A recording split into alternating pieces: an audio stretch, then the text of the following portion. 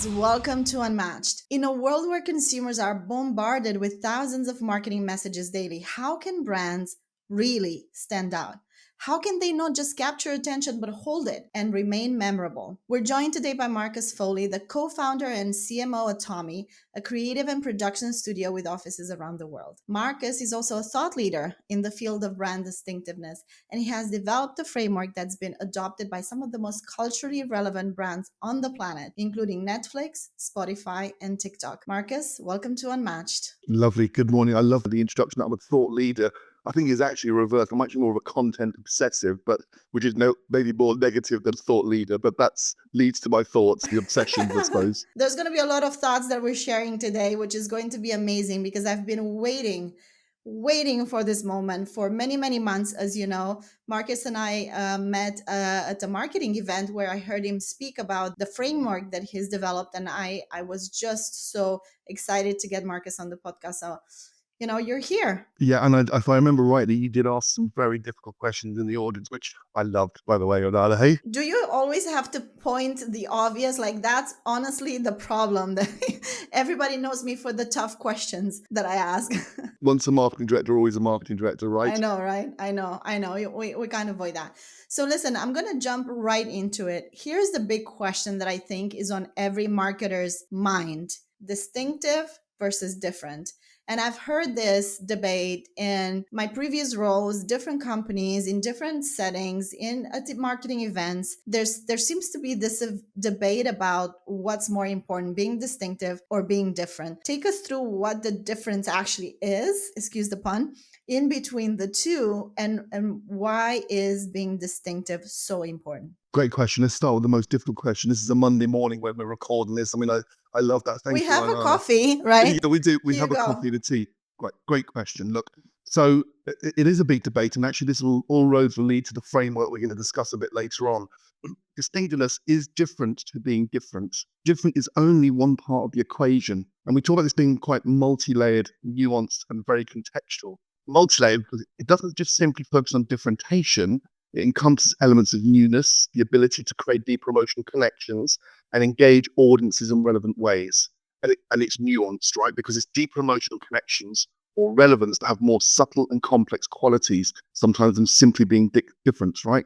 So what makes one brand distinct in one category might not be true in another. And more importantly, being different is only one part of being distinctive. It's in the frame, which we'll talk about later, it's only one of the four quadrants. Okay, so if we need to explain it to a 5-year-old, how can they become distinctive? How do you become distinctive? I think again we'll probably get into the framework about what is the lens that you put on a category and how you look at something. So I'll give you a really good example we talked about last time, which is the gin category or craft beers. So think about gin and the explosion of the gin category. It has this wonderful landscape of branding, and they're all so different, right? But the problem is it creating a choice paralysis in the mind of the consumer? So what you think is being really distinctive to your brand could be causing you a problem because they're all so distinctive and all so different. It's really hard to make that choice. And we showed this really good example. By the way, get your Instagram feeds ready, anyone who's listening, because I'll probably drop a couple of names in here. So if you go into Engine Gin, it's one brand doing something very different. They've got this, first of all, product, right? They've got this recycled aluminium vessel, and it's inspired by the oil and fuel cans of the world of racing. So truly unique for the category. Then they've created this online universe that feels part contemporary art museum, part video game, 80s video game, and definitely pushes beyond the regular expectations. Then another part of what I love is these distinct digital brand worlds. They've a brand world that fires across these many senses as possible. You hear people talk about that. The content really does stand out in feed. I remember when I first saw it, I was like, oh wow, what's this? Right? It caught my attention big time. And then juxtaposition. This gin is definitely these opposites pulled together. It's kind of masculinity meets sass with this modern contemporary twist on the racing era of days gone by, right? And it's a really opposite gin pairing. I always love those opposites because that really creates these really interesting areas of creativity. And they have a sharp, unified sense of who they are. So when you go through all that, go through the Instagram feed, have a look at that. Even the copywriting breaks the rules. They have this line, one of the ones, don't drink and drive, don't drink and drive, don't drink and drive. They repeat it 20 times. We're taught not to write copy like that, right? So everything in that category that they're doing in gin is really, truly distinctive. But the other category have really distinctive products, but there's nothing that they're doing that's making them stand out further than the actual brand and packaging. It's quite an interest. We talk about nuance, right? That's quite nuanced, isn't it? So you're saying that there's multiple factors to distinctiveness. It's not just the branding, right? But Yeah. it's also how you sound and how you write your copy, for example. Yeah, I went to in the UK a few months back. Went up to the big drinks expo, and looked at all the new innovation products coming into the market.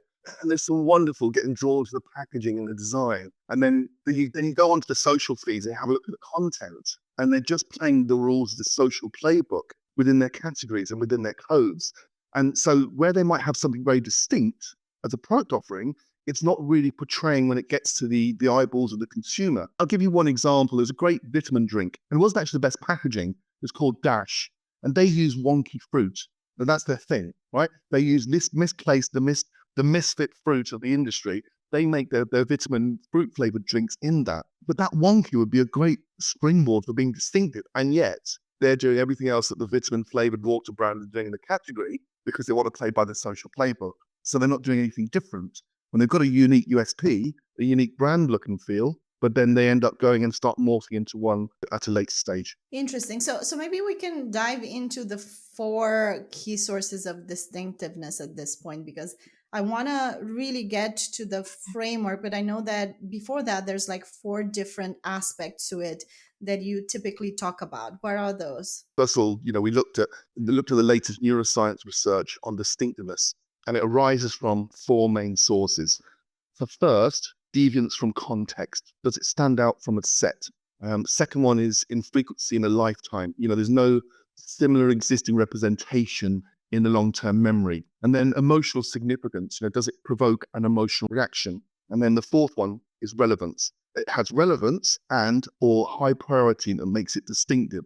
And all four of those types of distinctness have been shown to make an event more memorable. And even more memorable if you multiply more than one of those events into your work. And so that's really interesting. The neuroscience study that's been sort of testing EEG memory responses to content is showing these four areas of distinctiveness defined as academic studies.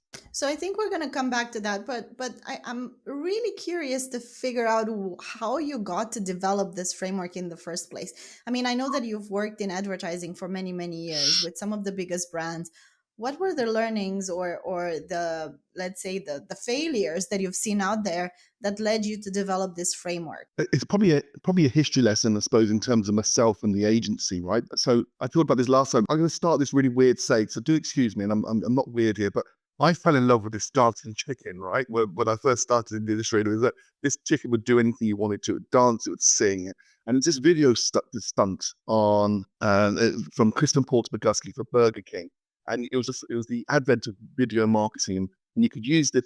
They'd obviously replicated this chicken to do 200 moves, and you could type anything in it. It would be live video feedback, but it actually wasn't live, right? But this blew my tiny little brain, and it sort of drew me into this really disruptive, distinctive way of using technology. It was like, I want to do that for a career. And then over the last 20 years, 25 years of working, I suppose we've always think about being instinctively distinctive as an agency. We're always drawn towards it. The brands that we've drawn in have been very distinctive, like Netflix. We've been working for years now across the globe, and they do truly impactful work. When we view things, when we worked in the whiskey category, our first place that we always go to is the opposite place. It's just one of those things we've instinctively done. So that's great. But then we thought we really need to have some kind of codification of that to really help clients sometimes understand, because of that nuance and because of the complexities of it. I mean, it really is, and the contextualization. We need to help people to understand it. More importantly, and you'll know this, Anna, from working with agencies, right? So the agency brand relationship that you have, like if you can align everyone to understand what is distinctive and what you should be working towards, then it helps throughout the creative processes and the strategic processes and what you build out and where you end up as a campaign. It helps our clients align everyone internally, and it helps the agency align, and we're all got that common goal. So that's kind of where we start with that problem. Like, we must codify this and be able to just sort of measure it in some way. It was the starting point. How difficult was it to convince clients to actually follow through? Because I mean, I can imagine that, yes, Netflix is very disruptive in their marketing. And maybe they've always been this way, but there's a ton of other clients that are much more, let's say, on the opposite side of it, right? Where they just want to kind of follow the rules, follow the playbook. How difficult was it to convince them? What were the conversations that you were having there in the room to kind of like explain why this is so important for them? One of our biggest hindrance, and this sounds really funny, has been working with Netflix, because everyone goes, well, that's easy, it's Netflix, right? Yeah. And working in entertainment, we work with Disney and Warner Brothers on these, Stranger Things, Top Gun, Batman. We've worked across all these amazing IPs. So people go, oh, it's just easy, it's entertainment marketing. So that's been like a noose around our neck for years. So I remember starting this conversation with a whiskey brand. I go, well, it's a drink holding company. I'll give you one example.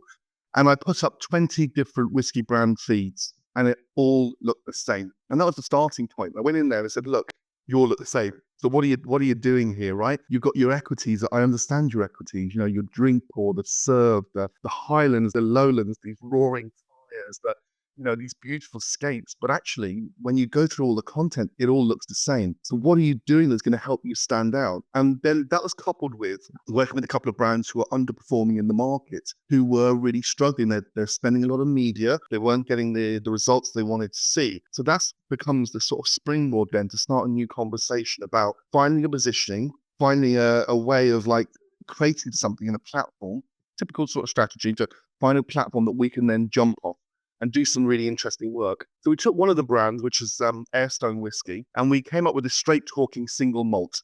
So specifically the target audience was people they've been to a wedding, they've drunk single malt for the first time, but they haven't got a clue where to start. And like they go to a shop, they're like, they're overwhelmed with choice and got no idea, right? So Airstone Whiskey has this two variants. One is sort of smoky and one is smooth. It's like, right, straight talking single malt. You're either smoky or you're smooth. That's it. You don't need to know anything else.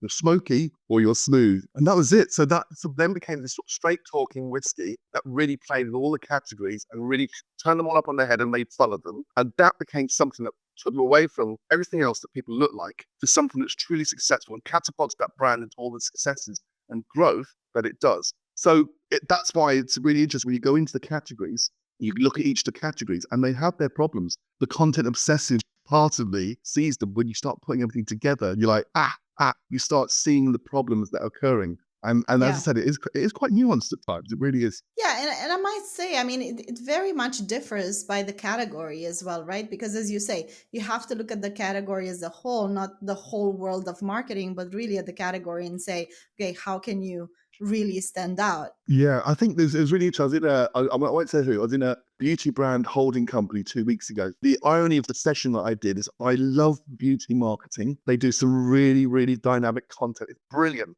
But when you start putting them together, the beauty brands, like, here's your problem. What works with your content in a different category and how I hold you up is causing you a problem. So there's two things I showed them. First of all, I said, I put this concept, I put 20 bits of influencer content up.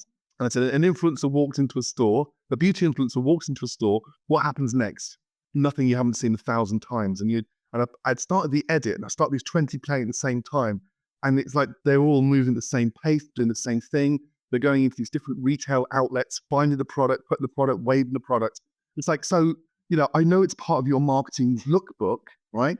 And you're trying to explain to the consumer where you can go and buy the product, and it's very TikTok-based content. But when you start looking like everyone and start doing the same, where's the memory drivers? When you actually truly, truly, truly remember your product at the end of it, or are you selling the beauty category and going into Superdrug or Boots or whatever the superstore is, or are you selling specifically your product? And you have to think about that in a much more deeper way sometimes. So what is really exciting for one category when you show another category can actually cause them a problem within their own category. And that's where maybe the framework helps them sort of like look at that lens and see something for what it is. Which I think is also like a huge opportunity for category disruptors, Yeah. right? So like we've seen in the water category what happened with liquid death. Most recently I found this brand which is called Good Girls Snacks, and they basically are two friends. You have to check them out, you're gonna love them. Good Girl Snacks, and they have a pickle company, right? So they sell pickles. But you can imagine what you can do with the pickle, right? Their messaging is amazing. It's all around the pickle. And it is so great, and they're going viral, and they're growing the company in the most amazing way. And I think this is a huge opportunity, because those big players will never do this, right? But the disruptors will come in strong, and they will completely mess up the category. Yeah. And it's lovely seeing the disruptors. And when you look across the category, you see 100 things that look the same. And then you see things just blow your mind and go, wow, look what you can do without the resource and the money and the budgets. And I think that's the thing that I think that's the thing that gets me out of bed every day. And I love about creativity is when it's the discovery of things that you see and you go, wow, whoever's behind that, they're super smart, right? And that's a really great, like, they're probably bringing their energy into that and probably bringing You everything have that's to check about them them. out. You're Oh, going to it's love really, them.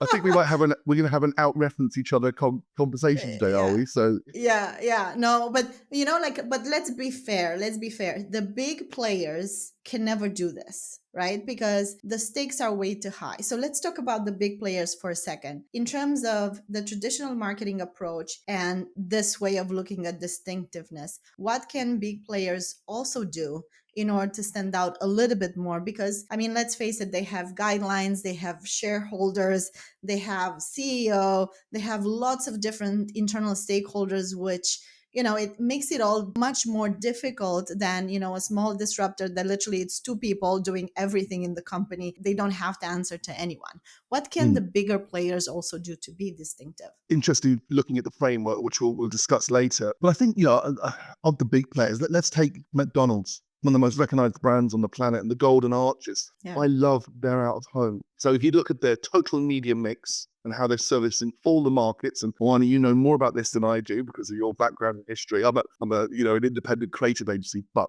you look at McDonald's, right, and how they turn up. They still turn up in really, really interesting ways at places, right?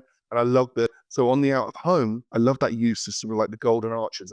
There's a famous billboard that I love that shows next left, next right, and just using a little part of the arch to go left or to go right. It's like you recognize the brand, it doesn't even have the name on it. So within their marketing mix, they are always still doing disruptive, creative content that connects to the consumers and gets over some of those memory encoding things that you need to be doing. I show Nike running, and do excuse me, I know you're ex-human, so don't look at me like that. Like Nike running is the one example I always show. Every time they turn up in a new product launch, and the craft of the content is always really unique. It's the same thing. It's the product, it's the shot, it's about the technology, it's got the runner or the influencer.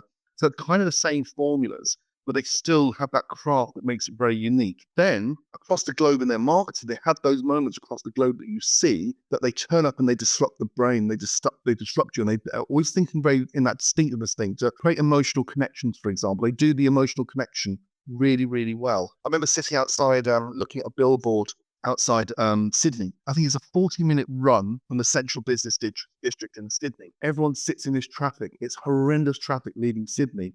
And they've got this big billboard, run home or drive home. They've crossed the drive out, right? I And it's love like, it. yeah, because 80% of the people who are sitting in traffic could actually have a run. And what did Nike know is the most difficult part of a run? What is it? Putting your shoes on. Right? Because once you put your trainers on, you're more likely to You're go. out. So Yeah. and so even in the content on social feed, they might go, they'll have a moment of disruption. I remember there's one great piece that, it's like stop, and it sort of replicates your scrolling. It says, stop scrolling, you could be running. And you're like, yeah. And they get you contextually wherever they are in an out of home billboard or on a piece of content. So amongst all their global marketing, they're still delivering that really distinctive types of content types to drive the brand love as part of the marketing mix. I think that's really important. So there's lots of examples of big brands that can do it. There's lots of big brands who are doing it. So I don't think there's an excuse personally, because what's the excuse? To not do anything and not to be memorable? And then the other part of some of the research is coming out of that cost, the cost of doll that's been coming out, the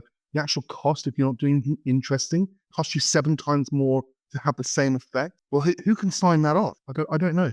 Yeah, weird things that happen in corporate, I would say. But yeah, I totally agree. There's no excuse, and also you have so many more resources when you work in those big players, right? So let's talk about mental availability for a second, because that's a huge part of the whole conversation and debate around distinctiveness these days. And you know that, I mean, I think I hear it every single day at every turn, the idea of we need to fight for attention. And attention affecting so much of our marketing strategies, about some of the ways that we communicate. I personally feel that there's a little bit of lack of intention across the board as well, because without intention there's no attention, there's just void attention that you get for no reason. But talk to me a little bit about how mental availability plays a role in this sort of landscape that we're in today. Yeah, I mean, there's nothing new I'm going to say, and you're quite right. And first of all, about attention, when we come onto the framework, attention's only one part. Getting attention, what you do with it and how you're effective with it's Yeah. really, really important. So, as is being different is only one part of distinctiveness. Getting attention is only one of the elements of a framework, right? But look, everything's creating attention. In our mental availability has become the biggest challenge, right? And that's the thing about this, that we're done, we're overloaded, we've hit a wall when we have, right? And consumers are overwhelmed by the constant daily barrage, and with the world more distracting, brands have been more distinctive. And I think the challenge hasn't changed; it's just become harder for us. It really, really has. And you couple that with, I think, the sameness being all around, and when you dive deep into these categories with so much of this at play and all the mimicking that's going on, you've got to start asking questions. You know, I know sameness is comforting and it reassures us, it can help us justify decisions internally, and it's human nature to fear risk, right? I get that. But sameness is the enemy, and that pondering and duplication might be easy for us to justify. But when you fall far behind and this distance opens up, how do you claw it back? And it becomes very, very expensive. And the second part of that, without the mental availability, how do you exercise the brain of the consumer? Because sameness helps people understand us quicker, maybe, but it also helps them forget us quicker. And the brain, you look into the neuroscience studies, and I'm sure many of us have sort of looked into these things. The brain is trained to divert itself away from something it's seen many times, and we've got to ask ourselves when we look at things like, how is this exercising the brain of the consumer if this starts to look the same? And being memorable is that biggest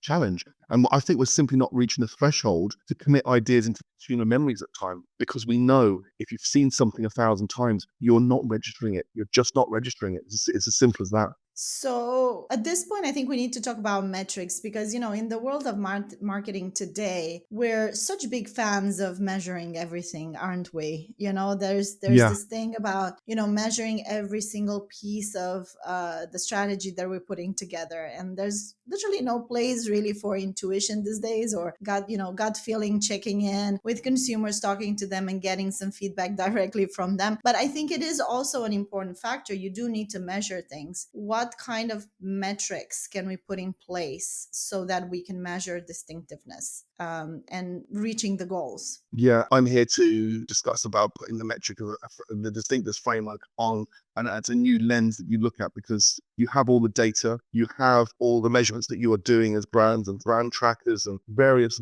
ways that brands are tracking, right? So not here to teach you anything new on that as a creative agency, but actually framework might help you start seeing things differently and tracking what you're doing within the category. Like, what's your competitor set, your culture set and content set through these quadrants of a framework. And that might be adding a layer to your strategic process. Then you can then start track. So I'll give you an example. We work with Google Pixel in Asia, and we were researching the birth of the budget phone. Again, it's this sort of backdrop of market of tiny purse strings and people preferring to buy low and mid-range phones, right? And so we're looking across, the usual competitors, Samsung, iPhone, Huawei, all the ones. And we evaluating their comms. We applied the framework first, so we could see all the brands. First of all, don't shout too loudly because they don't want to cannibalize the more expensive products just in case, right? But when we looked at them all and compared them, they're all indexing very high on being different, as they're all highly differentiated and very recognizable as products, right? So that's interesting. And then they were all mid-level in terms of emotion and relevance. They talk a lot about price and things like that,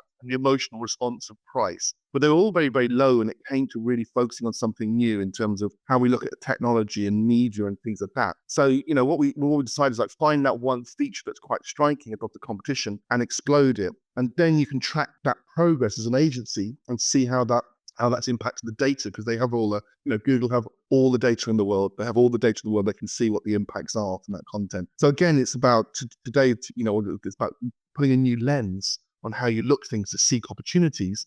And then you can start tracking how you start developing the distinctness over a period of time, because I'm going to cliche, it's not a destination, it's a journey, and it never stops. It never stops, because what makes you distinct today might not be distinct tomorrow. Not to scare people. I don't mean to be scaremongering, but you have to keep tracking it.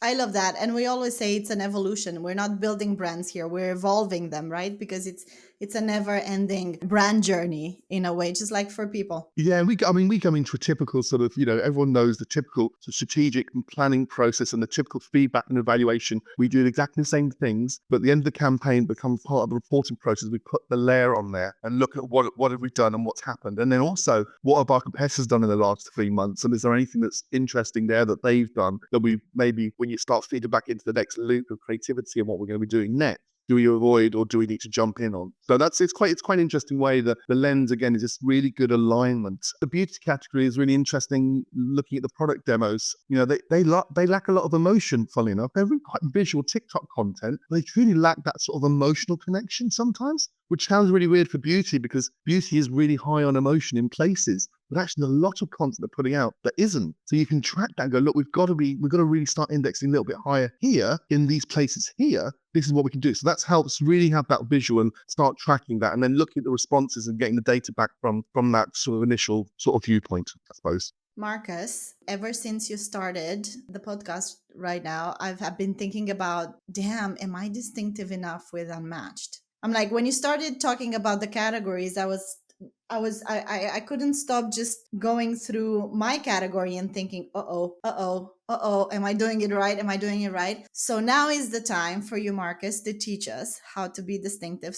Tell us about the framework and how we can all utilize it. Okay, so I think Anana's going to kindly give you a download link at some point so you can have a look at the framework, right? But let me just try and explain this. So in the quadrant of 4 has attract triggers.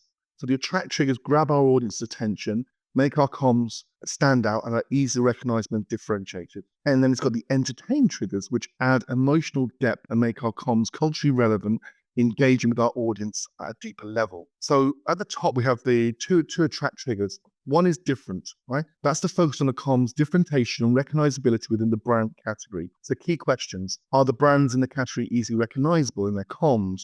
Do they focus on similar themes? Do they look and feel similar? Sort of questions we'd ask. And the second part of the attract triggers is new. And this is a focus on the tech or media innovation. And the key questions we ask are brands in the category using new tech or existing tech in a new way, new media formats or existing formats in a new way? So it's really interesting to get deep into that. Then the second part of the entertainment triggers that we have, the first one is emotion, and that's the focus on the comms emotional depth and connection. Does the work provoke emotion? Does it move you? Does it inspire you? Does it bring you joy? Does it make you feel uncomfortable? Does it make you feel anything, right? And then the second one is relevancy. We know about this, about the focus on comms cultural relevance. Key question: does it spark conversation? Does it challenge views? Does it create new culture? Is it highly relevant to an audience that we're trying to target? So ultimately, this is the framework. We always try and think about to do one from the top and one from the bottom. So we always like to an attract trigger to attract attention in some way, and an entertain trigger as an agency, something that makes them feel something or something that's highly relevant. We always try and do one from the top, one from the bottom as a minimum. But any one of those shows to be distinctive. And ultimately, the framework is about alignment. As we've said, the framework helps our clients hone in on potential problems and opportunities to their brands at briefing stages. And it allows our strategy and creative teams to respond to territories that have been agreed. And I think that's really, really important. It's what's working really well about this is alignment, because you can show problems we might not be looking at before. That's the thing I love the most about it that's been working really well, really, really well for us. Top tier attract triggers, lower tier entertain triggers, right? So you have to mix and match. You have one from the top, one from the bottom. Take us through an example, like a practical example of how that works, maybe for Netflix or any one of the brands that you're working with. So I'll give you first of all, I'll give you a Netflix example. I'll give you something big and something small, so we don't get blown away. So Netflix, we sort of thought about new and like this innovative use of platform to hijack a premiere. So if you look on our website, you'll see we hijacked a premiere on a plane with vampires, right? So we invited 40 influencers to a premiere. They didn't know their experience was being controlled by live Twitch audience activation with an influencer. And there's 100,000 people that control this experience. So what this allowed us to do is it allowed us to have a real live event and a virtual event, two separate events going on that's the same thing and meeting the needs of two very, very separate audiences. And we've got 40 influencers on there who you're probably not going to see in the same way because the way they create their content you love, but you're also seeing them scared to hell and vampires going on and they're confused. They're like, what is going on here? Like a traditional sort of TV show. That's very So then all of a scary. sudden, yeah, so all of a sudden these like influencers are creating this incredible amount of content they created for the event because it was wild, but then they're creating all this content that's organically reaching out. So this is a really new way of thinking about technology, platform, and media to hijack a premiere. So the premiere in entertainment is one of the, in your category codes that we talked about, the same as whiskey, we know what the category codes are and the equities you need to use. Part of the marketing mix is the premiere. Not many brands would let you hijack a premiere like that with a live Twitch audience, right? And yet Netflix want to go and find these big communities that people are going to get highly engaged. That's an example of large scale activation in new. Then I'll give you another example, hacking the rules of a format. So we also think about small everyday interactions, like on social media, driving people to turn sound off. Because it's the opposite of a usual action that's sound on.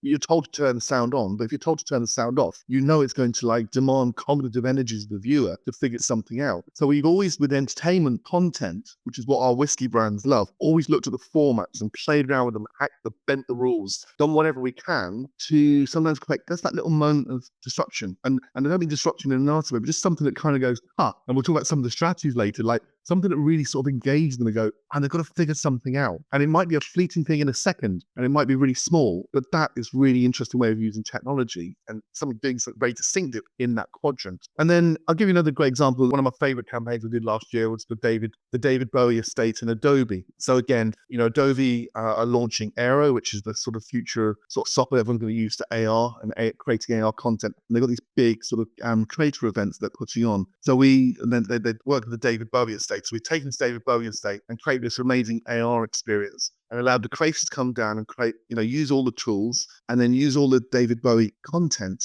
And then they can create their own content the way the creators, doing what they do best, which is create, right? So we're creating a highly relevant experience. There's relevancy there. There's an emotional connection to what we're doing. And it's new because it's using this technology to come together to create something that really becomes very, very memorable as an event.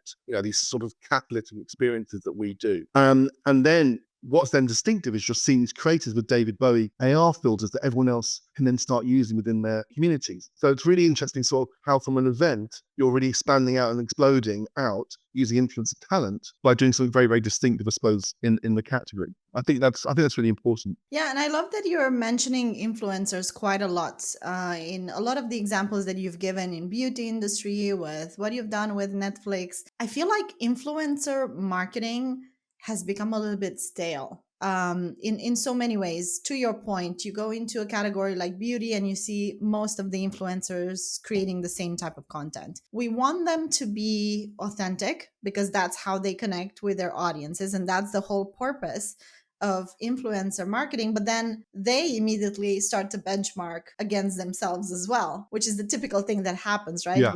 With branding, you want to be sort of part of the club, and so like you're playing by the rules. How can we disrupt there too? I mean, I think it's great, going to that beauty. Let's start with the what not to do and the obsessive nature. You said, in that beauty category, for example, the same as the working the influencers. We had the beauty influencers doing the product demo, right? A real classic sort of thing. And I put the 20 side by side, and I kid you not, it was literally from a time perspective, same pace, same timing, same angle, same speed of application. They almost held the product up at the exact same time. It was so formulaic, right? So actually, when you start putting the content together, it's like, it all looks the same. Now, the work we did to the flip of that, when the work we did on Netflix, YouTube came to us and they want to be really sort of helping them YouTube establish themselves as a destination for gaming entertainment content, in partnership with Free Fire. So what's the classic sort of gaming content that the audiences love?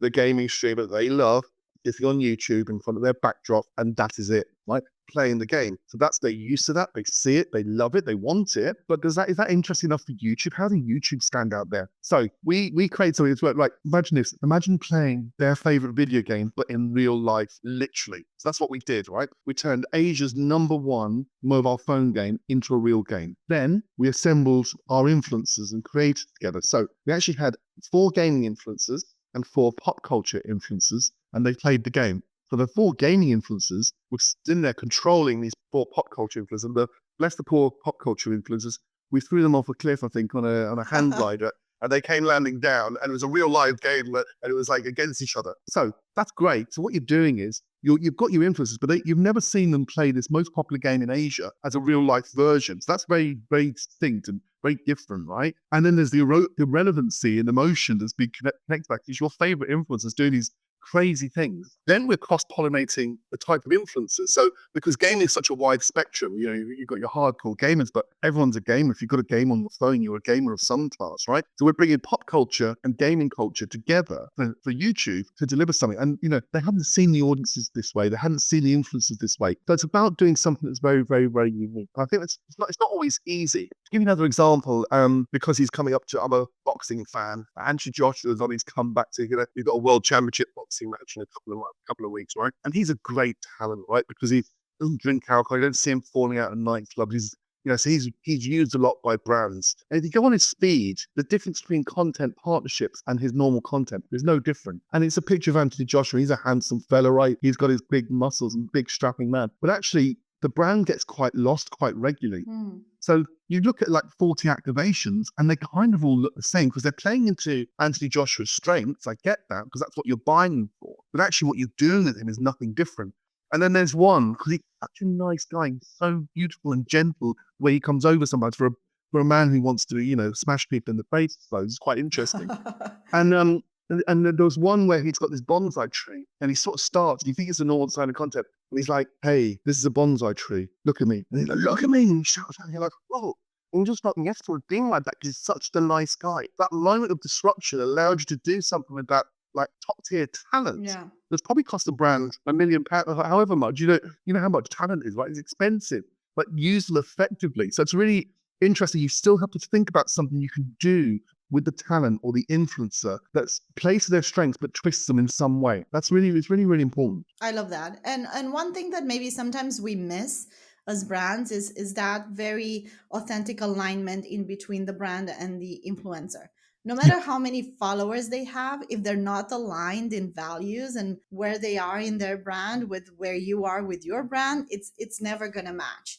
So kind of like finding the right fit for me is also like super important. I'm going to hold this up to camera, and you're absolutely right. Look, smart waters, right? I love these. I think these are more expensive than normal mineral waters, right? And I did a talk, and it was actually Jennifer Aniston and Simmons, the famous basketball player, and they're sponsoring one of the water brands. The product design, the look, the feel, they all look the same. And you go across all these 6 or 7 different brands. Everyone's holding up the bottle, showing the bottle, but actually you forget which one's which.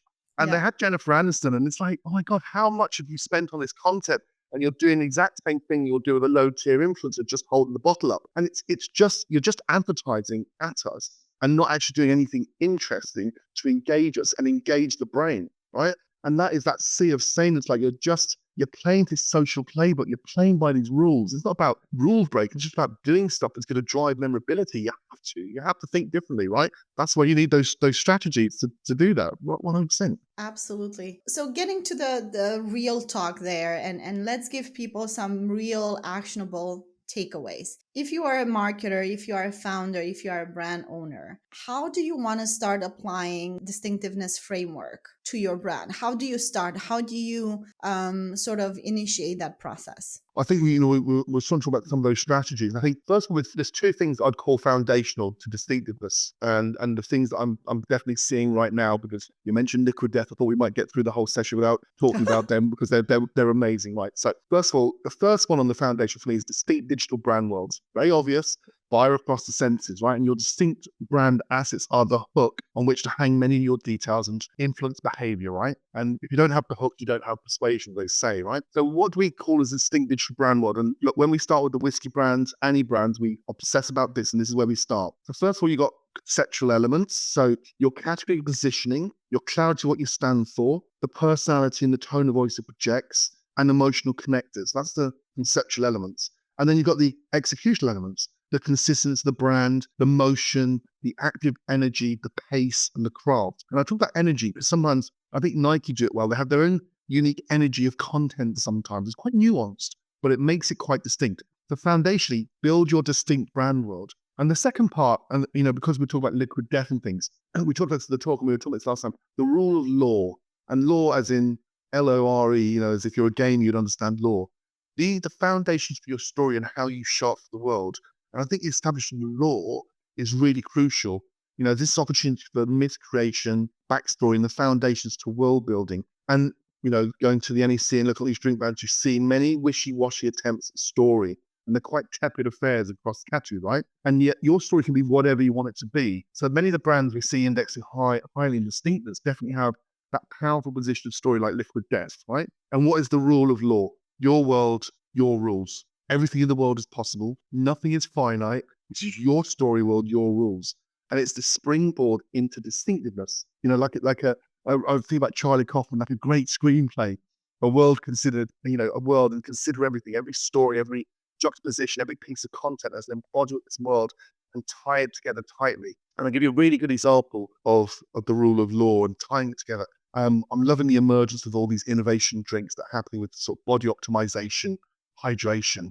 And if you take the CBD category, for example, one of my favorites is Trip drinks. And if you look up on Trip, and of all the new entrants into that category, life optimization category, they are head and shoulders above the rest. It's calm in a can, and everything is synonymous with calm. And this is the foundation for everything they do, right?